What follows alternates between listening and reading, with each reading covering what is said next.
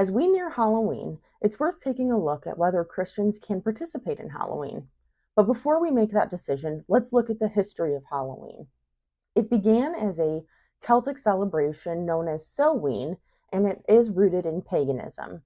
The Samhain celebration took place before winter would set in, and it was often celebrated by participants wearing costumes, bobbing for apples, going door to door for food offerings. There would be feasts, music, and even a game played where people would try to contact the spirits in order to figure out who their future spouse might be. During this time, people also believed that the veil between the living and the dead was at its thinnest, so they thought spirits would be walking amongst them, and they would leave out food sacrifices in hopes of a good harvest or health for their family. At some point, Samhain shifted to Halloween, but when that exactly occurred isn't clear. But that brings us to, where are we at today with Halloween? Wiccans and neo pagans still believe that the veil between the living and the dead is at its thinnest during this time, and they do incorporate Samhain as one of their major holidays. Within Christianity, those opposed to participating in Halloween might accuse someone choosing to participate of engaging in devil worship. Most people are not worshiping the devil when they participate in Halloween. To engage in worship, it requires intention to give glory to the God of one's beliefs.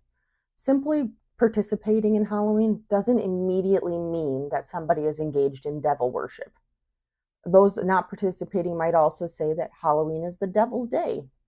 The origins of Samhain had the festival lasting more than just one day, so if you took this reasoning, then the Devil's Day would be more like the Devil's Days, or even the Devil's Week, depending on which Celtic tribe you were looking at and the way in which they celebrated.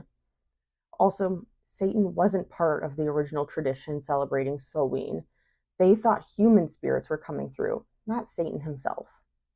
But we can't deny the fact that people who engage in occult practices, they do so on Halloween. But let's remember, God is in control every day, including October 31st. To say that October 31st is the devil's day is to give the devil more credit than he is due and to take away from God's awesome power. Now, there might be some reasons why someone might not want to participate in Halloween. They might want to avoid the appearance of evil.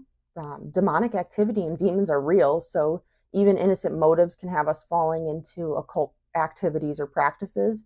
And as we've just discussed, there is a clear history with the holiday being associated with paganism and the occult.